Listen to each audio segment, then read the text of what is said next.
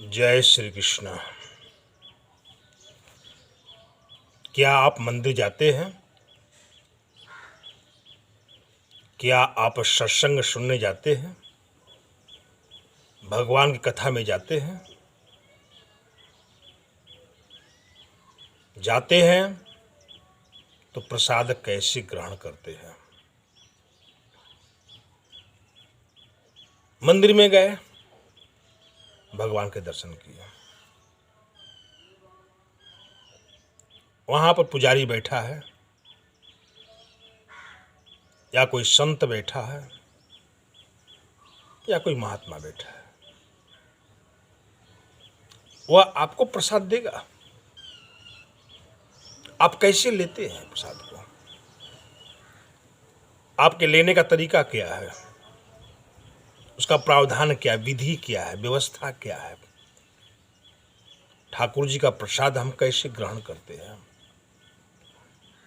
कथा में भी जाते होंगे, सत्संग सुनने जाते होंगे, वहां पे प्रसाद बंटता है। घर पर कथा करवाते हैं तो प्रसाद कैसे ग्रहण करते हैं? बस हमारी आदत है भीख मांगने की। चट से एक हाथ आगे बढ़ाया और भीख लिया और खाते हुए निकल गए। हम जो है बचपन से हमारी आदत है, हमें प्रसाद लेने नहीं आता है। प्रसाद का अर्थ होता है आशीर्वाद, कृपा, भगवान का प्रसाद, भगवान का आशीर्वाद। वह संत के द्वारा, ब्राह्मण के द्वारा आपको दिया जा रहा है। आपको लेने नहीं आता, भीख मांगने पहुंच गए, चट से हाथ फैलाया, आपने लिया और खाते हुए फेंकते हुए गोदाम में चलते दूर हो गए। वहां से उस प्रसाद की महिमा को नहीं जान पाते हैं। तो जान लीजिए, जब भी आप मंदिर में जाइए, हमारा कर्तव्य होता है मंदिर से दूर ही जूता निकाल देवे। हो सके तो हाथ पैर धो लीजिए, मुंह धो लीजिए, शुद्ध धो लीजिए और जाइए ठाकुर जी के मंदिर के अंदर जाइए, दर्शन कीजिए, प्रणाम कीजिए। विधिवत जो है सिर झुका के प्रणाम कीजिए। हो सके तो माथा टेक के प्रणाम कीजिए भूमि पर। आपसे हो सके तो साष्टांग दंडवत लेट जाइए, सीधा दंड की तरह, डंडे की तरह आप लेट जाइए, हाथ फैला करके। विधि तो यही है, भगवान के सामने साष्टांग दंडवत प्रणाम करना, एकदम लेट करके। वहां बैठ जाइए, कुछ देर आराधना कीजिए, पूजा कीजिए। फल है, फूल है, मेवा है, मिष्ठान है, धूप दीप अगरबत्ती जो भी कुछ आपसे बनता है, आप पूजा कीजिए। कोई पाठ करना है, मंत्र का जाप करना है, ध्यान करना है, आंखें बंद करके जो है ध्यान कीजिए। मंदिर में पुजारी बैठा है, ब्राह्मण बैठा है, संत बैठा है, महात्मा बैठे हैं आपको आशीर्वाद देने के लिए प्रसाद के रूप में। डायरेक्ट कोई आपको जो है आशीर्वाद नहीं देगा।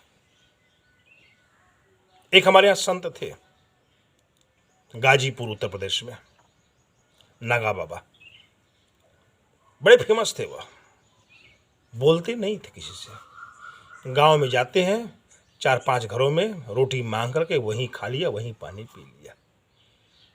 एक स्थान पर रहते भी नहीं थे।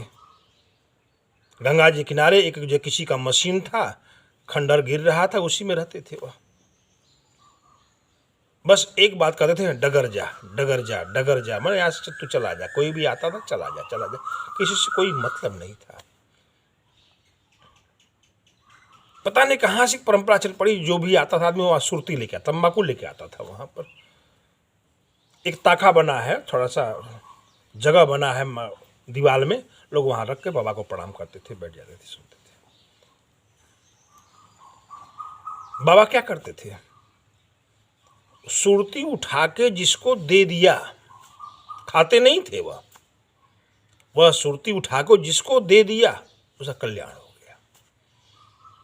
जिस उद्देश्य से आया था, जिस कामना से आया था, जो इच्छा थी उसकी जो है वह पूर्ण हो जाती थी।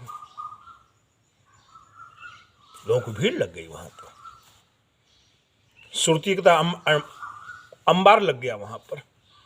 बाबा करते क्या, दिन भर रहते ही नहीं थे वहां पर।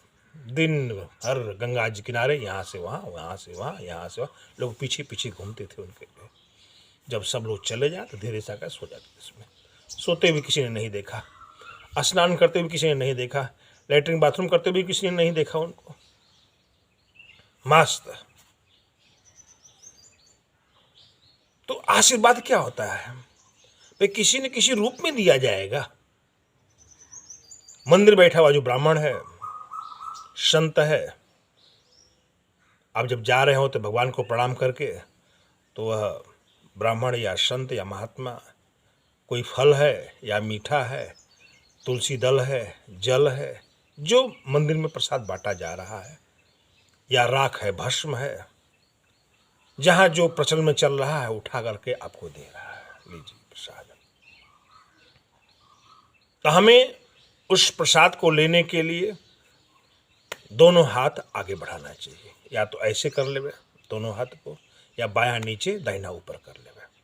प्रसाद लीजिए और लेकर के इसको ऐसे बंद कीजिए और माथा लगाइए और प्रणाम कीजिए।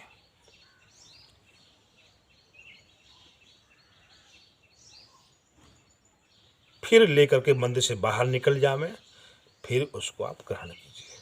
भगवान का प्रसाद है, यह भगवान का आशीर्वाद है। मेरी सारी मनोकामना पूर्ण हो जाएगी, मेरी सारी इच्छाएं पूर्ण हो जाएगी। एक भाव, अंदर भावना होती है।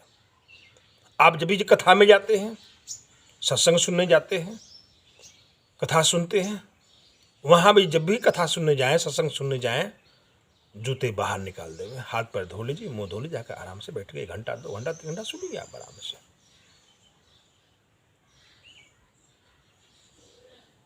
जब कथा पूर्ण हो जाती है तो लाइन लग जाती है प्रसाद लेने वालों की, या बैठे बैठे में प्रसाद मिल जाता है। कथा के बाद में आशीर्वाद कहा भी गया है, प्रसादे सर्व दुखानाम हानि रस्योपजायते।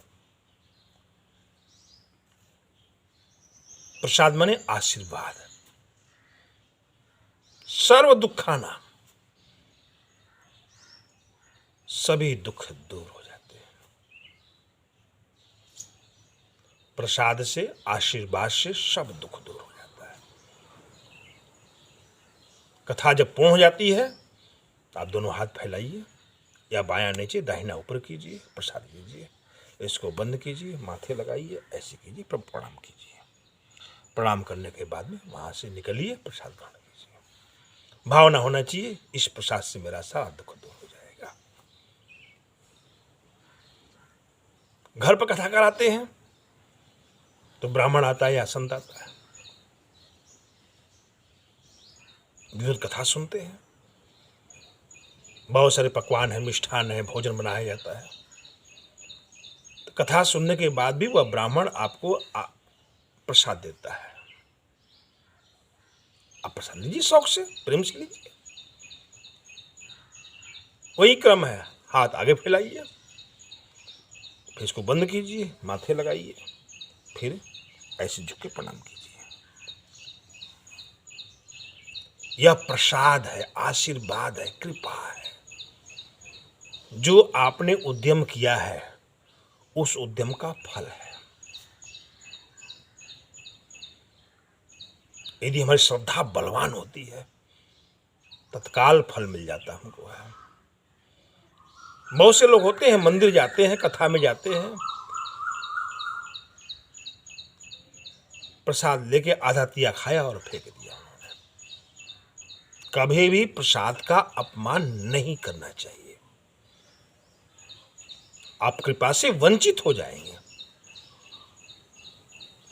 भगवान के आशीर्वाद का अपमान किया आपने, मंदिर के प्रसाद का अपमान किया है, आधा तिया खाना और फेंक देना। आप मंदिर जाते हैं तो बात कर रहा हूं मैं, कथा में जाते हैं तो बात कर रहा हूं मैं, घर पर कथा करवाते हैं तो बात कर रहा हूं, अन्य जगह बात मैं नहीं कर रहा हूं। किसी तीर्थ स्थल में जाते हैं, तीर्थ स्थल जाकर के वहां पर आप दर्शन पूजन करते हैं, आपको प्रसाद मिलता है, उसकी बात मैं कर रहा हूं। प्रसाद की बड़ा ही महत्व है। लेने की जो प्रक्रिया होती है, प्रणाम करने की प्रक्रिया होती है, मन भावना शुद्ध होना चाहिए, प्रसाद के प्रति अगाध श्रद्धा होना चाहिए, तो ही प्रसाद फलीभूत होता है और हमारा सारा दुख दूर हो जाता है।